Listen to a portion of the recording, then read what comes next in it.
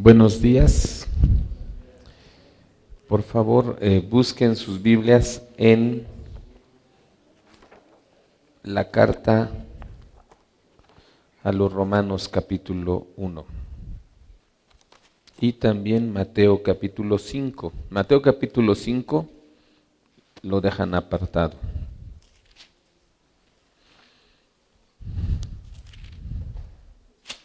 Terminamos hoy Mateo 5 y Romanos 1. Terminamos hoy el capítulo 1 de Romanos. Pónganse de pie, por favor, los que tengan las citas. Romanos 1, Mateo 5. Vamos a orar. Padre, te damos gracias por tu amor y tu misericordia y tu gracia. Y quiero rogarte que me ayudes a exponer tu palabra con claridad. Y sobre todo, Señor, que me ayudes a mí, a todos, a vivir, Señor, a no caer en estas características propias de la gente que no te conoce. Y gracias por la salvación que nos has dado. En Cristo Jesús, amén. Pueden tomar asiento.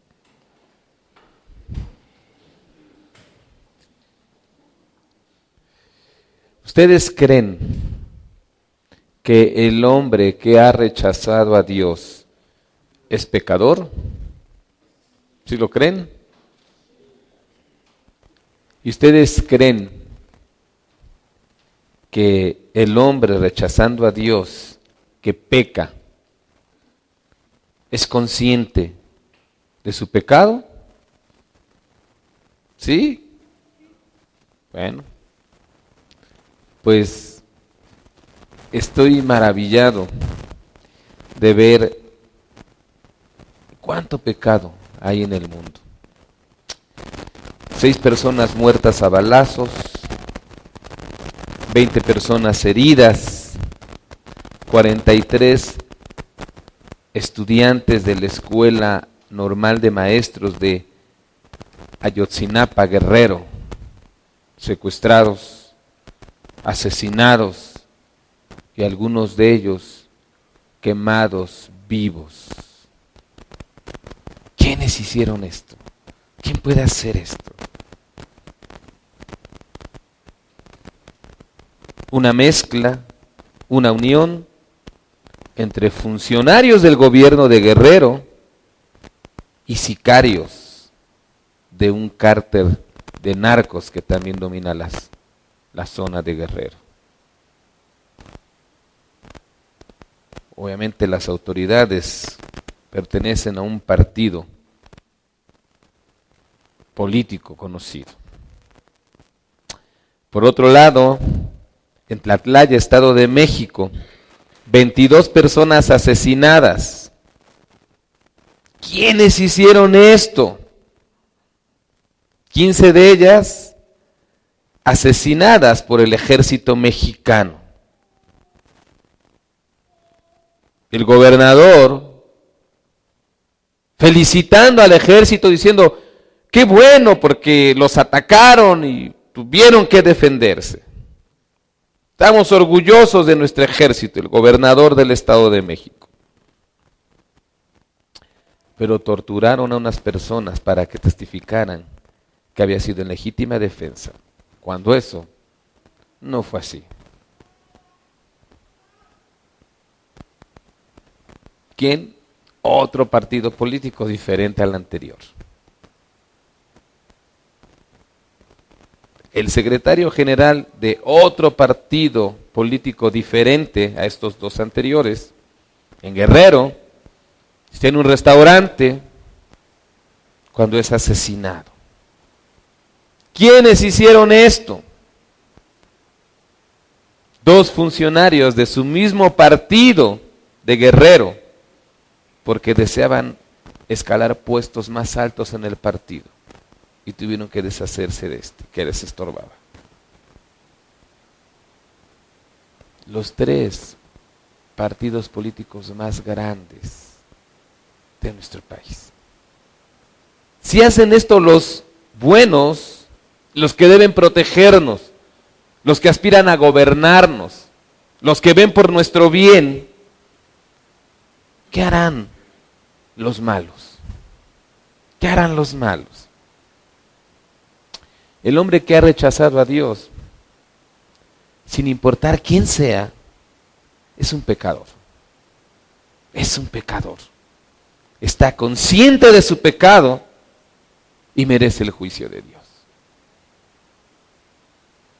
Hoy vamos a ver 5 características pecaminosas del hombre que ha rechazado a Dios. Ya vimos muchas anteriormente, ahorita vamos a concluir con estas 5 características pecaminosas del hombre que ha rechazado a Dios. Y veremos que el hombre, aún de estar consciente de todas estas características de pecado, sigue pecando, aún sabiendo que su pecado le va a traer el juicio de Dios. Vamos a ver primero las 5 características pecaminosas del hombre que ha rechazado a Dios. Romanos 1:31. ¿Lo tienen? Muy bien. Antes de empezar con la primera característica, que esta primera característica que es necio, vamos a decir algo de ellas. Estas 5 características las realiza el hombre que ha rechazado a Dios. ¿Sí?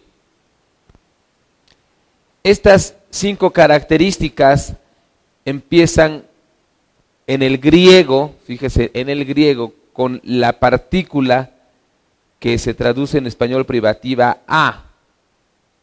Si digo ateo, ¿cuál es la partícula privativa? A, que es un ateo. Alguien que no cree en Dios, sin Dios, privado de Dios, que no cree en Dios.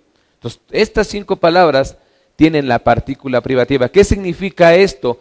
Que son características de las cuales carecen la gente que no conoce a Dios. Es muy importante que las tengamos en cuenta, porque de estas características carecen los hombres que han rechazado a Dios. La primera característica, ¿cómo se traduce ahí? Necios, ¿sí? Pero en el griego es asínetos. Y sínetos, o sea, sínetos sin la partícula a, o sea, sínetos es entendido, que percibe, que discierne. Eso es sínetos. Si el hombre sin Dios es asínetos, ¿qué significa? Que está privado del entendimiento, que está privado de la percepción, que está privado de el entender, pero las cosas de Dios. Así es de que un necio es una persona que no discierne, no percibe, no entiende las cosas de Dios. Por eso son necios, son tercos. Porque Dios dice sus cosas y ellos no las entienden, no las perciben. Ya vimos esto en Romanos 1:21. Un corazón sin Dios es un corazón sin entendimiento, entenebrecido, sin percepción de las cosas de Dios. No las pueden entender. ¿Creen que esta es una característica en la gente que no conoce a Dios? Sí. Pero la pregunta es, si nosotros conocemos a Dios, ¿sí las percibimos o no las percibimos? Segunda característica negativa. ¿Cómo traduce?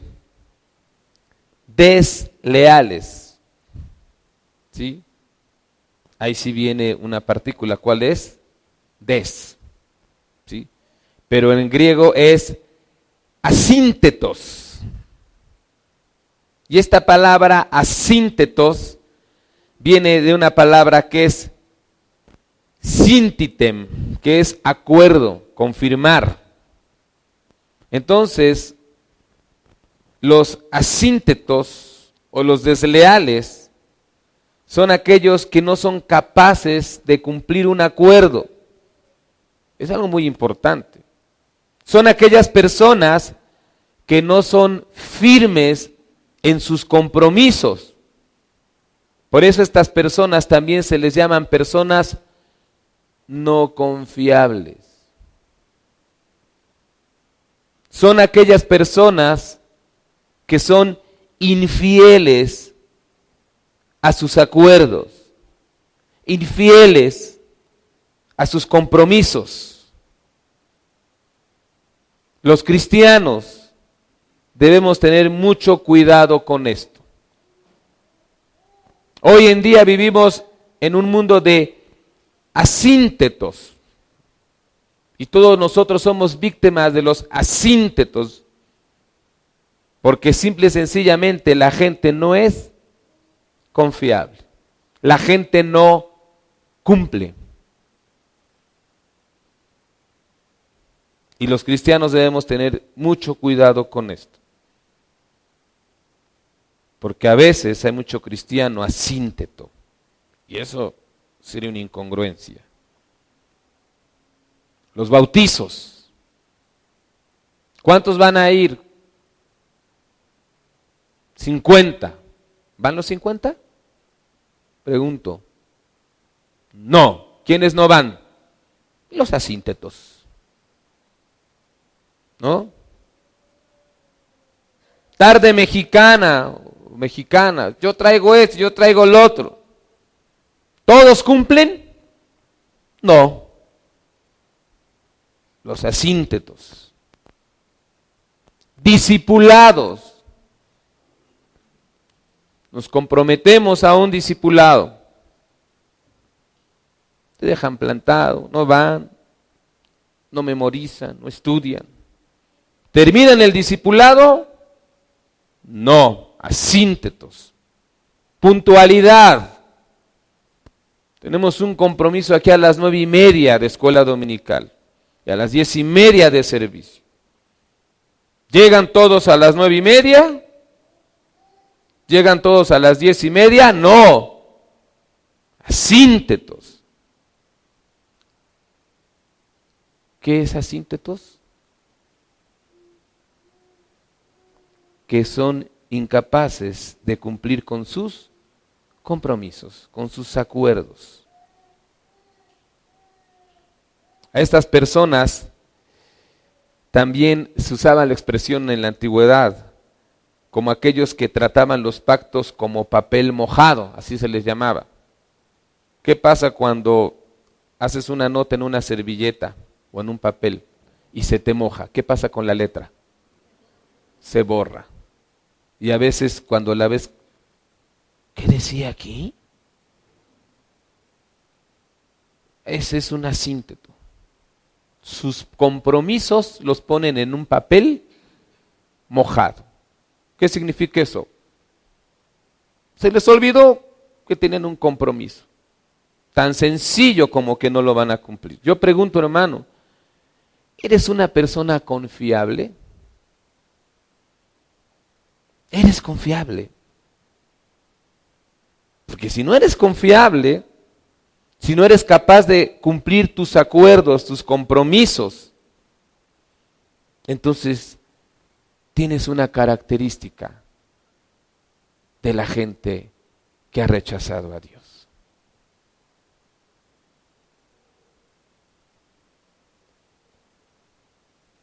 Da miedo en este mundo contratar a alguien porque te va a quedar mal.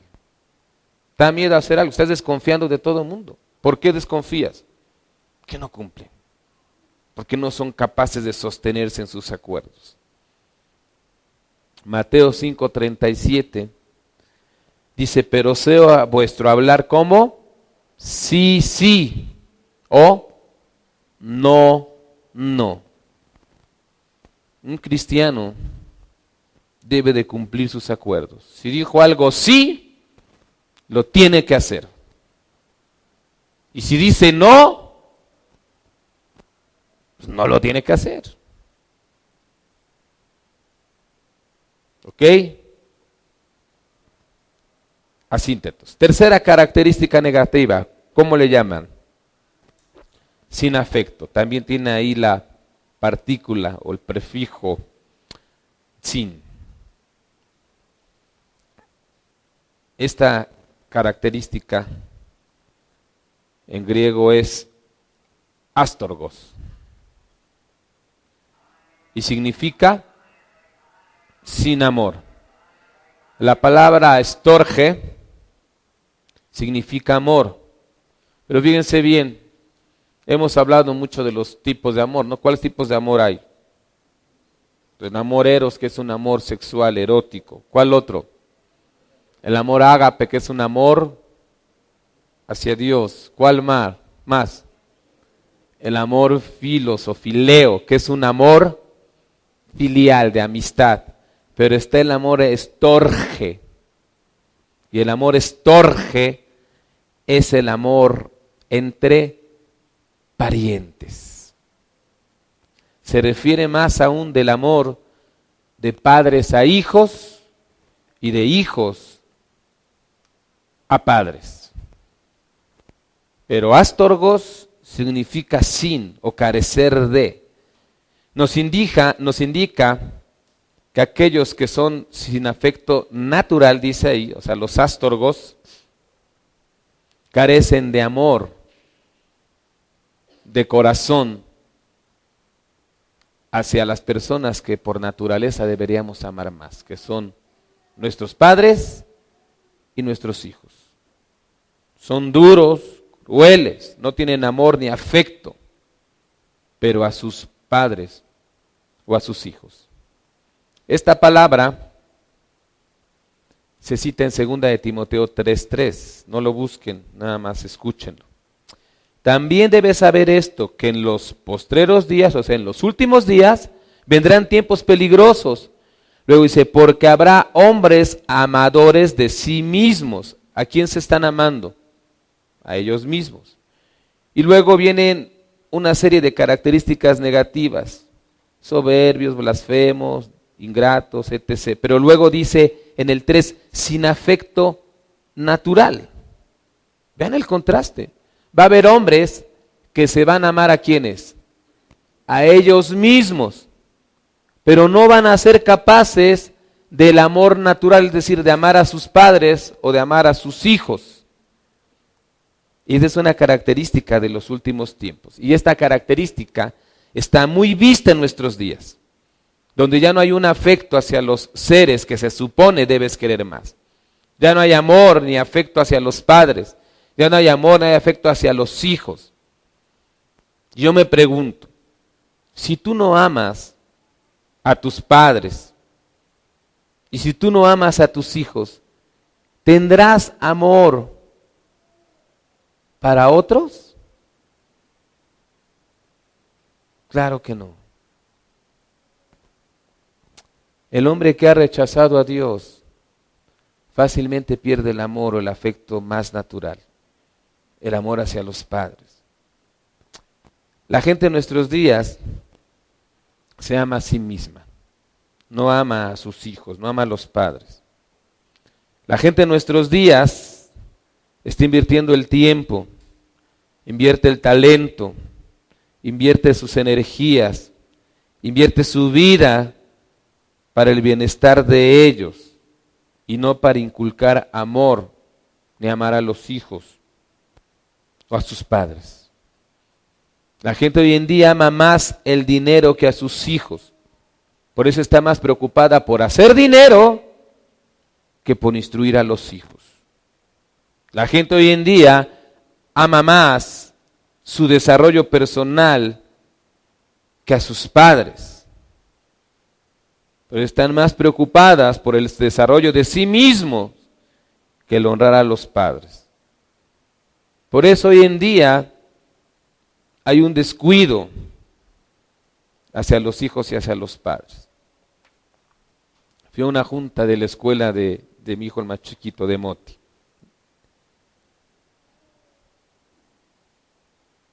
Y llegan dos señores que no los conocen así de repente.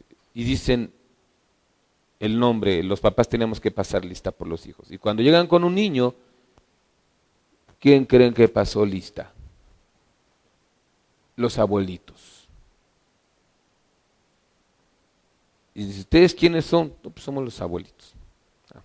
Apenas el primer bimestre. Luego la maestra dice que los niños que tuvieron más retardos y en consecuencia faltas. Un niño que tuvo tantos retardos que le contaron 5 faltas en el bimestre. ¿Qué niño creen que era? El de los abuelitos. La pregunta es, ¿dónde están los padres? ¿Dónde estarán los padres? ¿Dónde creen que estén? Pues trabajando. Trabajando. Los dos trabajando. El niño solo. El abuelo no dijo, mire, disculpe, mi esposa siempre está aquí. Tiene un mes enferma. Estamos eventualmente. No, claro que no. Una señora se mete a trabajar 2 meses. No trabajaba, estaba de lleno con su hijo. En plena secundaria, imagínense. Se mete a trabajar 2 meses. En esos 2 meses que se metió a trabajar, el niño ya no entraba a la escuela, llegaba tarde, su hija estrella de la primaria bajó sus calificaciones. ¿Qué pasó en la empresa? La empresa tronó, se compadecieron de ella, señora, ¿va a buscar otro trabajo? Le dieron las gracias. Regresa y cuando regresa, ya la habían mandado llamar de la secundaria, mucho relajo. Mucho relajo. Sí. Decidió ya quedarse con su hijo. Anteriormente, los hijos no estaban solos. Antes, la mamá siempre estaba con el hijo y el papá estaba trabajando. Luego se empezaron a turnar, el papá estaba con el hijo, ¿sí? Y a lo mejor la mamá ya no, ¿sí? Pero ahora ya ninguno de los dos. Ahora tú puedes decir, yo sí soy un padre y una madre responsable. Mi hijo no llega tarde, mi hijo no falta a la escuela, me estoy ocupando de las tareas de mis hijos, estoy viendo que tengan que comer, estoy viendo que tengan que vestir. Y puedes decir esa situación, pero yo te puedo decir, ¿sabes una cosa? Eso no es todo. Tal vez tus hijos no faltan a la escuela, pero mi pregunta es, ¿tus hijos faltan a la escuela dominical? ¿Tus niños vienen a la escuela dominical?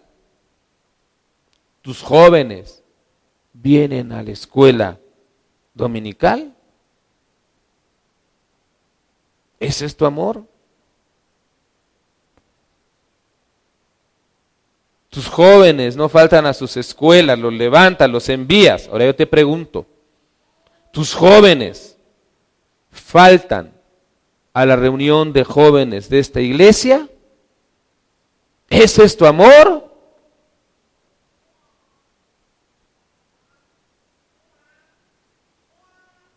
Somos pobres cuando no inculcamos a nuestros hijos el amor a Dios.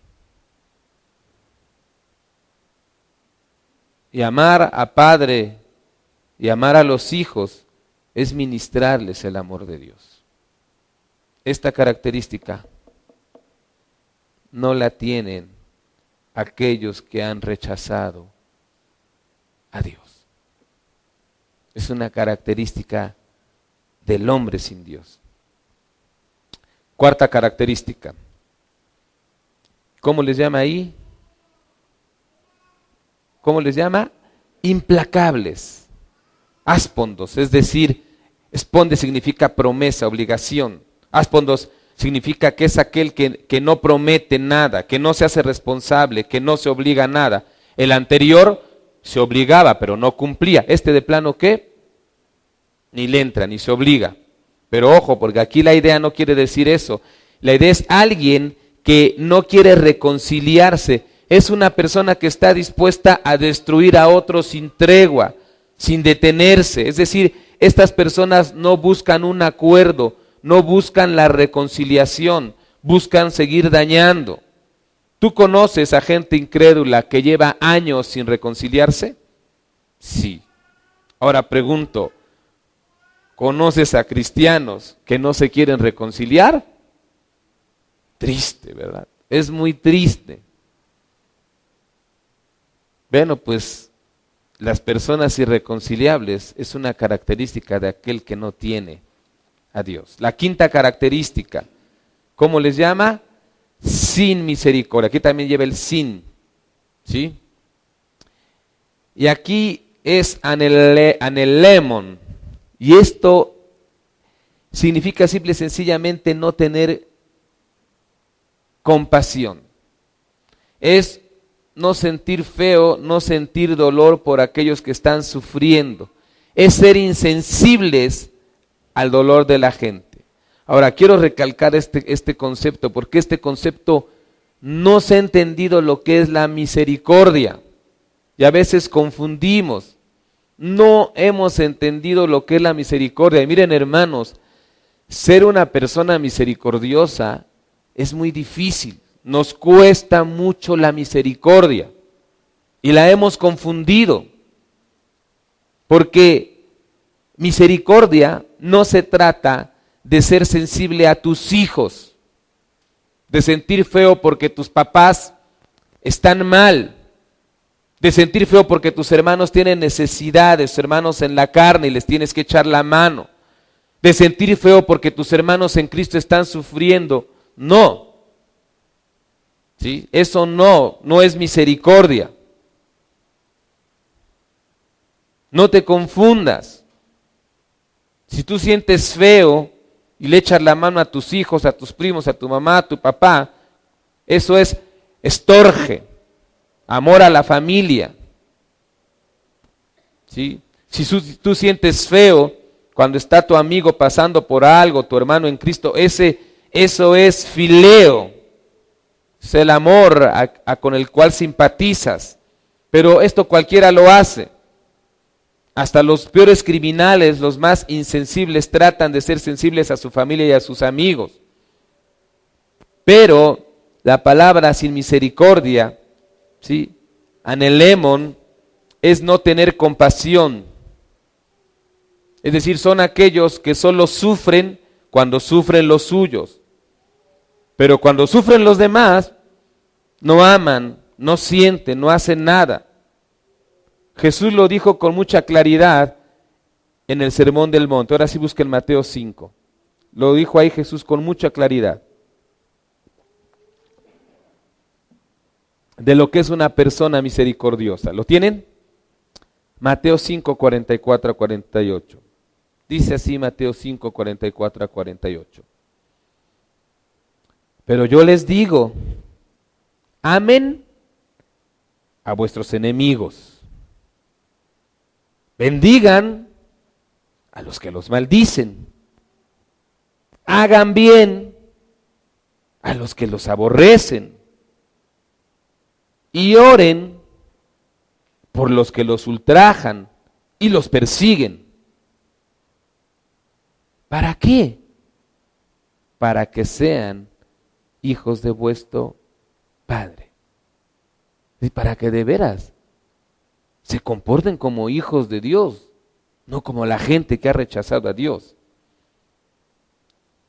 Vuestro Padre que está en los cielos, como nuestro Padre, que hace salir su sol sobre malos y buenos, que hace llover sobre justos e injustos. Porque si amas a los que te aman, ¿qué recompensa tendréis? ¿No hacen también lo mismo los publicanos? Si saludas a tus hermanos solamente, ¿qué haces de más? ¿No hacen también así los gentiles? Sean pues vosotros perfectos como su Padre, que está en los cielos, es perfecto. Esa es misericordia. Por eso les digo que es difícil ser misericordioso. De hecho, por eso así definimos con claridad la misericordia, ¿no? Y la gracia. ¿Qué decimos? Gracia, ¿qué es? Un regalo que no merecemos. Misericordia es detener el castigo que sí tenemos. Es sentir feo, aunque ese merezca lo peor. Hay que echarle la mano. Es difícil ser misericordioso. Es fácil. El amor estorge. Normalmente nos preocupamos y ayudamos por los que sentimos algo, por los que tenemos afinidad, los parientes, pero nos olvidamos de aquellos que están sufriendo y que no conocemos. Dice la Biblia que nosotros como cristianos tenemos que vestirnos de misericordia. Colosenses 3:12 dice, vestíos pues como escogidos de Dios. O sea, vístanse como escogidos de Dios, no como gente que ha rechazado a Dios, sino como gente que Dios escogió. Santos y amados. Luego dice, ¿vestidos de qué? De entrañable misericordia. El hombre sin Dios se caracteriza por no tener misericordia. El hombre que tiene a Dios, tenemos que caracterizarnos por ser misericordiosos. Son 5 características del hombre incrédulo que no tenemos que perder de vista. Finalmente vamos a ver que el hombre pecador está consciente del juicio de Dios. Vean lo que dice versículo 32. Quienes habiendo entendido el juicio de Dios, ¿sí? Es decir, el problema del hombre no es que ignore que el pecado trae juicio. Dice aquí quienes habiendo entendido, o sea, el hombre ha entendido, es consciente, percibe el juicio de Dios. ¿Cuál es el juicio de Dios? Hagan de cuenta que en lugar de la coma le pondríamos 2 puntitos. Dice, quienes habiendo entendido el juicio de Dios, 2 puntos. ¿Cuál es el juicio de Dios? Bueno, el juicio de Dios es esto, que los que practican tales cosas, o sea, todas las cosas que hemos dicho antes, son dignos de muerte. Ese es el juicio de Dios. Esto lo entienden los incrédulos. Los incrédulos han entendido, no ignoran que todos los pecados que practican son dignos de muerte. Todo hombre cuando peca sabe que ese pecado le va a traer un juicio por parte de Dios. El hombre nunca va a poder llegar delante de Dios y va a decir, es que yo no sabía que Dios condena el pecado. Eso jamás lo va a hacer. Yo te garantizo que si tú te paras ahorita y sales en la cuadra y le preguntas a 10 personas, oye, contéstame esta pregunta, ¿qué hará Dios con la gente que peca? ¿Cuál van a ser las respuestas? ¿Cuál van a ser? ¿La condenará? ¿No? ¿La castigará? ¿La mandará al infierno? Pero no va a haber una sola persona que diga, a las personas que pecan Dios las va a premiar. Una sola no lo va a decir. La Biblia tiene razón. La gente ha entendido el juicio de Dios, que el que peca merece un castigo. Jamás dirán que Dios no castiga el pecado. Jamás dirán que Dios premia el pecado. Hermana Blanca evangelizó un homosexual. Y cuando lo estaba evangelizando, el homosexual sabía que la Biblia condena el homosexualismo. Y él le dijo, sí, yo sé y he escuchado que la Biblia condena a los homosexuales. Pero ¿sabes una cosa? Aún así, yo quiero ser homosexual. Y lo mismo dice el chismoso, y lo mismo dice el mentiroso, y lo mismo dice el egoísta, y lo mismo dice el que no tiene misericordia, y el asesino.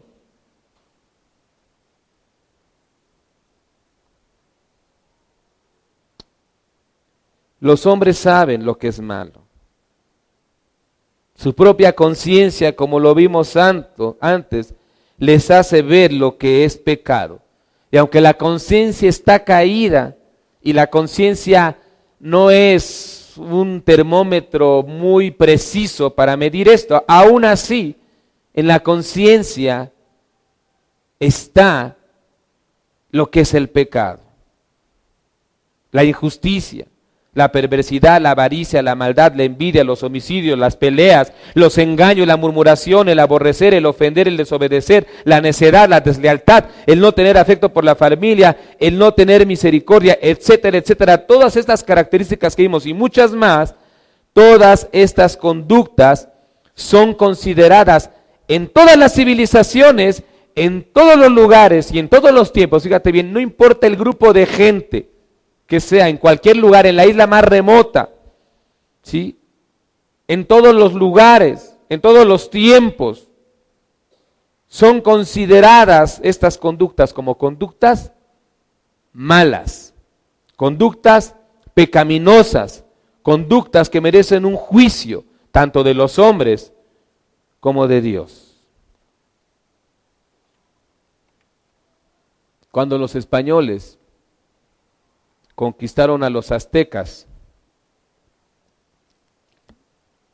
llegaron a España, los españoles después, y dijeron algo así: son un pueblo de bárbaros, no conocen a Dios, son salvajes, son primitivos, no tienen moral, no tienen ética, son despiadados, no conocen las buenas costumbres. Los equiparaban casi como una especie de animales sin conciencia del bien y del mal, los cuales había que enseñarles eso. Pero esto, ¿era verdad o era mentira? Era mentira, una gran mentira. Porque los aztecas tenían diferentes niveles de jueces y de tribunales. Los aztecas tenían normas y sanciones. Los aztecas tenían una organización social y judicial. Los aztecas tenían derecho familiar, derecho criminal, derecho mercantil, derecho tributario, derecho agrario. Por ejemplo, entre los aztecas había delitos como la venganza privada era un delito. Estaba prohibida, el homicidio era un delito, las lesiones era un delito, el robo era un delito, la embriaguez pública, si encontraban a alguien tomado afuera, era un delito. El alterar en un mercado las pesas y las medidas establecidas era un delito. La falta del pago a un deudor, si no le pagabas, era un delito como el de fraude. El abuso de confianza, es decir, si tú traicionabas y no eras confiable en algo, era considerado como un fraude. Y había muchas, pero también todos estos delitos tenían en su mayoría condena de muerte. La mayoría de los delitos se castigaba con la muerte. Muerte en la hoguera, los quemaban. Muerte en la horca. Muerte en ahogamiento. Muerte por apedreamiento. Los azotaban. Les daban golpes de palos. Muerte por degollamiento. El famoso empalamiento, que era una de las muertes más crueles que había. Y también la muerte por desgarramiento del cuerpo. Por eso los españoles decían: estos son bárbaros, estos no tienen ética, estos no tienen conciencia. ¿Sí? Pero la realidad es que será mentira, porque toda civilización, por precaria que parezca, tiene conciencia del pecado. Y por eso toda civilización, ¿qué es lo que hace? Castiga el pecado. La diferencia es que ellos no le llaman pecado. Es bien chistoso, pero cuando evangelizamos, ¿qué nos dicen? Dices que eres pecador, ¿qué te dicen? El pecado no existe. El pecado no existe, pero dile, ¿y los delitos existen? ¿Qué te van a decir? No, los delitos existen, pues te meten a la cara. Ah, bueno, pues entonces quítale el nombre de pecado y cámbialo por delito. Falta administrativa. Curioso, ¿ah? El hombre reconoce que existe el mal y lo sanciona en todas las civilizaciones.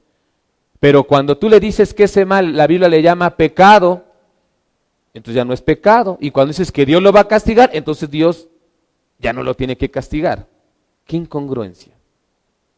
¡Qué incongruencia! Ese es rechazar a Dios. ¿Sí? Eso es rechazar a Dios. Cuando un hombre hace algo malo y no le agrada, enseguida sabe que eso es pecado. ¿Sí? Si a ti te hacen algo malo y no te agrada, tú sabes que eso es pecado. Y por eso luego quieres que lo castiguen. Pero ese mismo hombre que se da cuenta que esa conducta que a él le hicieron es pecado, luego él se da cuenta que esa misma conducta él la hace a otra persona. ¿Sí? Y entonces él se da cuenta que él también es un pecador. Y es cuando decimos, qué injusta es la gente. Pero no nos damos cuenta que nosotros también somos injustos. El hombre sabe lo que es pecado. Qué injusto que se aplique la justicia, que haya juicio. Pero cuando tú te das cuenta que eres injusto, no dices, fui injusto, que me apliquen el juicio, ¿qué dices? Perdóname, ¿no? Perdóname. El hombre está consciente de que existe el pecado y de que existe el juicio. Y la Biblia por eso lo dice. No ignora el concepto de pecado, ni castigo del pecado. Otra vez, Romanos, ¿qué dice Romanos 1:32a? Quienes habiendo entendido el juicio de Dios, 2 puntos. ¿Cuál es el juicio de Dios? Que los que practican tales cosas, o sea, el pecado, son dignos de muerte. Si el hombre castiga esas conductas, ¿cómo puede ignorar que también las va a castigar Dios? Solamente alguien que rechaza a Dios puede pensar de esa manera. Ahora, Dios ha señalado en su palabra, en la conciencia de los hombres, que estas conductas son malas y que merecen el juicio de Dios, la muerte. Ningún hombre ignora esto. Pero ¿saben cuál es lo peor de esto? ¿Saben qué es lo peor de esto? Lo que viene en 1:32b. Fíjense bien. ¿Qué dice 32b? No solo las hacen, o sea, sino que también se complacen con los que las practican. Eso es lo peor. Es lo peor. Están conscientes, pero no solamente hacen el pecado, sino que también, ¿qué hacen? Se complacen con otros que las practican. No solo han entendido esto, sino se complacen. En griego es aprueban estas conductas. En griego es están de acuerdo con estas conductas. En griego es consienten estas conductas. En griego es aplauden estas conductas aquellos que las practican. En griego es promueven estas conductas con otros. Hacen cosas malas y luego en lugar de arrepentirse, ¿saben qué es lo que hacen? Animan a otros a que hagan esas mismas cosas. Un drogadicto quiere que los otros sean drogadictos. Por eso a tu hijo en la escuela, ¿qué le ofrecen? Droga. Porque un drogadicto no quiere estar solo. Un hombre adúltero anima a un hombre fiel a su esposa para que él también sea un adúltero. Porque él no quiere ser un adúltero solo. Y díganme si no, hermanos, en las oficinas,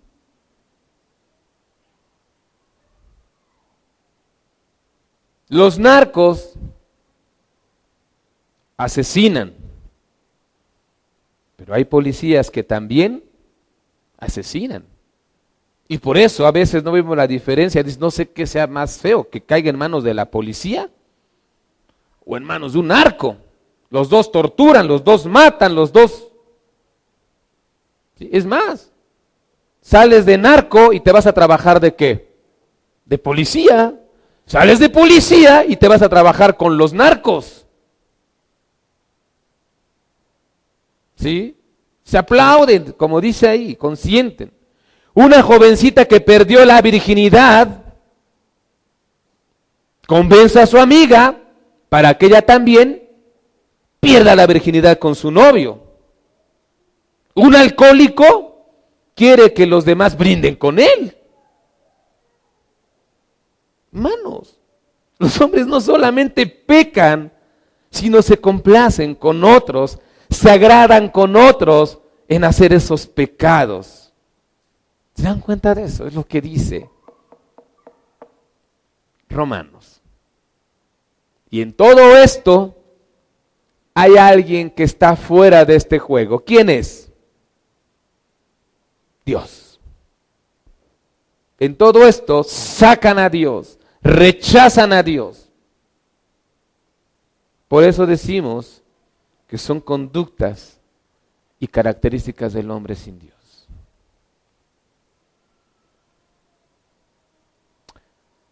¿Quiénes les gusta la banda del Recodo?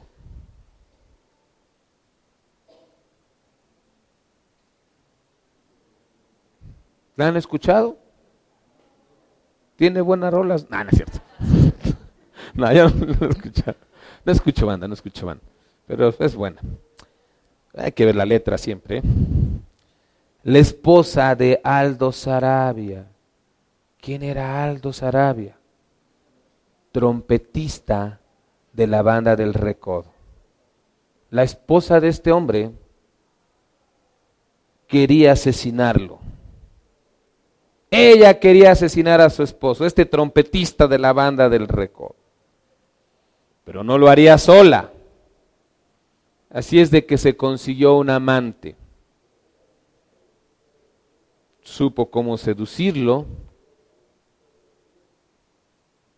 Y en tan solo 4 meses convenció a este hombre para que asesinara a su esposo. 4 meses. Este hombre la conoció, ¿sí? El amante. Dejó su trabajo por ella. Se trasladó de la ciudad de Culiacán a la ciudad de Mazatlán y empezó a tener relación con ella. Es más, el amante en su vida había visto a este trompetista. ¿Sí? Pero el primer día que lo vio, ¿saben qué hizo? ¡Pau! Lo mató. Lo mató. ¿Saben una cosa? Esta mujer no quería ser una asesina solitaria. Ella tenía que animar a otro para que también fuera un asesino. Si descubren esto, ¿quién cree que se vaya a la cárcel? Como ya lo descubrieron. ¿Ella o él? Los dos. Uno es autor intelectual y el otro es material. ¿Acaso ella no podría haber comprado una pistola, ir, ¡pah!, meterle un tiro? Sí. Pero a nadie le gusta pecar solo. ¿Sí? Nadie le gusta pecar solo. No solo hacen esto, dice Romanos, sino que también, ¿qué? Se complacen con otros que las practican. Un pecador nunca anda solo. Para pecar se necesitan mínimo 2.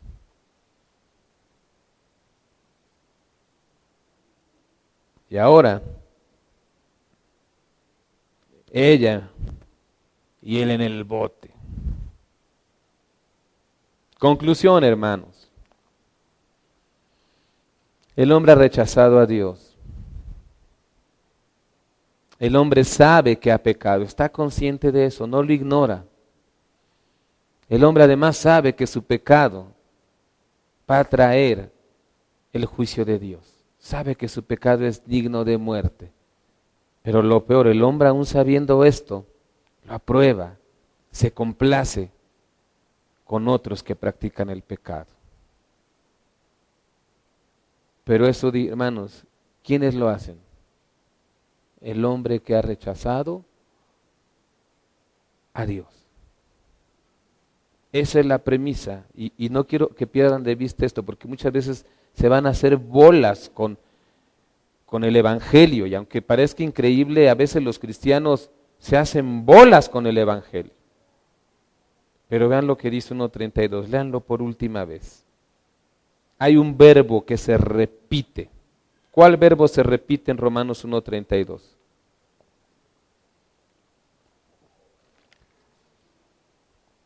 El primero que me lo diga le doy un premio. ¿Cuál es el verbo que se repite? Exactamente, practicar. Dice, quienes habiendo entendido el juicio de Dios, que los que practican tales cosas son dignos de muerte. No solo las hacen, sino que también se complacen con los que las practican. Y si tú eres una persona que tienes una buena hermenéutica, ¿qué vas a decir? ¿Para quiénes son esos? Para los que practican. Y puedes decir, bueno, yo no lo practico. Mi hermano, mi papá, ¿sí?